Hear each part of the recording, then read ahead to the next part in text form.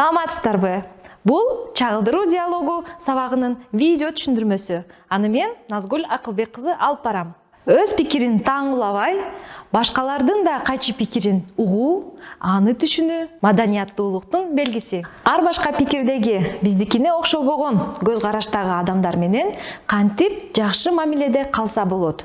Анда эмесе турмуштук окуянын эки көрүнүшүнө көңүл бургула.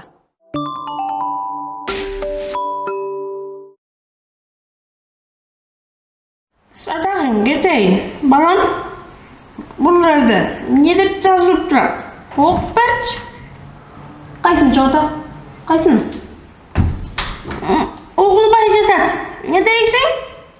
Я. Мақсат, сен дағы діл уақытыңды ұша қорып жатасың ба? Сабағыңды оқымайсың ба? Апа, мен келешекте актер болғым келеді. Білесіз ғой? Актер болып қиратат білең. Уақытыңды болбаған нәрсеге қоротпай, сабағыңа көңіліңді бөл. Атаңдың жолын жолдап, врач болот десем. Апа, қандай түсінбейсіз? Мен врач болғым келбейді. Мен актер болғым келеді. Ой, сенден үміт қылып жүрсек, врач болот деп. Актер болот имиш.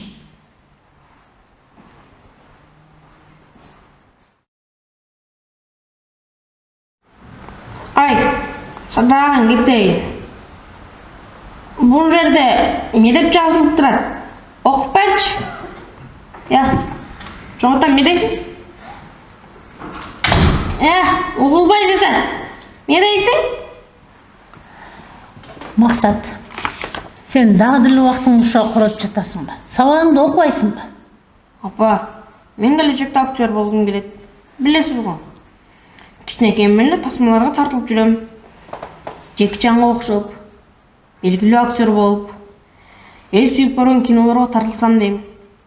Чет тілдерді үйреніп, башқа өлкелердің да киноларына тартылып, Қырғызстанды танытсам дейм. Демек сен келечекте актер болғың келеткенде? Ооба, апа, ооба. Біз атаң экөөбүз сени дарыгер болсо деп үмүттөнөбүз. Азыркы убакта дарыгерлик аябай керектүү кесип болуп жатпайбы? Жумушта оңой табылат. Элдин ыраазылыгын аласың. Апа, сиздер мени дарыгер болсо жумушсуз калбайт. Ардактуу кесип болот деп ойлой турбайсызбы? Ооба, балам.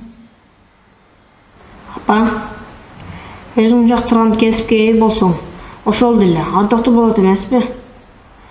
Актер болуу бул менин максатым. Чыгармачылык менен иштөө, таланттуу адамдар менен жүрүү мени шыктандырат. Балам, демек сага чыгармачыл чөйрөдө болуу жагат турбайбы? Ооба, апа. Максат, сен биздин кичи уулубузсуң. Актер болсоң, чет жактарга кетсең, узак убакытка кетип калышың мүмкүн да. Атаңдын жолун жолдосоң, врач болсоң, карыганыбызда, бизди караганча, ооруканаларда иштей берет элең.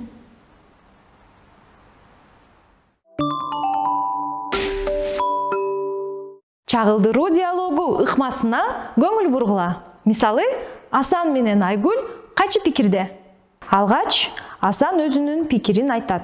Айгүл аны кунткой угуп, Асандын айтканын өз сөзү менен кыскача гана тактайт. Эгер Асан ага ооба деп жооп берсе, анда Айгүл өзүнүн кайчы пикирин айтат. Эгерде Асан жок деп жооп берсе, Айгүл Асанды түшүнүү үчүн тактоочу суроолорду берет.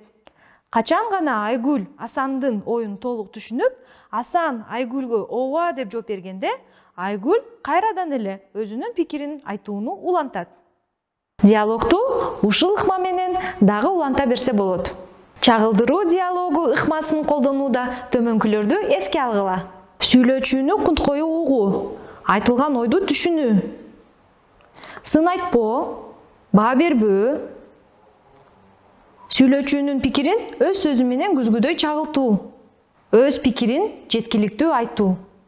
Чагылдыруу диалогунда тараптар өзүнүн баштапкы пикиринде калышы мүмкүн, же башка тараптын пикирине ынанышы мүмкүн. Бул ыкма чыр-чатактардын алдын алууга, адамдардын бири-бирин тереңирээк түшүнүүгө мүмкүндүк түзөт. Анда эмесе пикириңер, көз карашыңар ар түрдүү болгон адамдар менен чагылдыруу диалогу ыкмасын колдонуп маектешип көргүлө.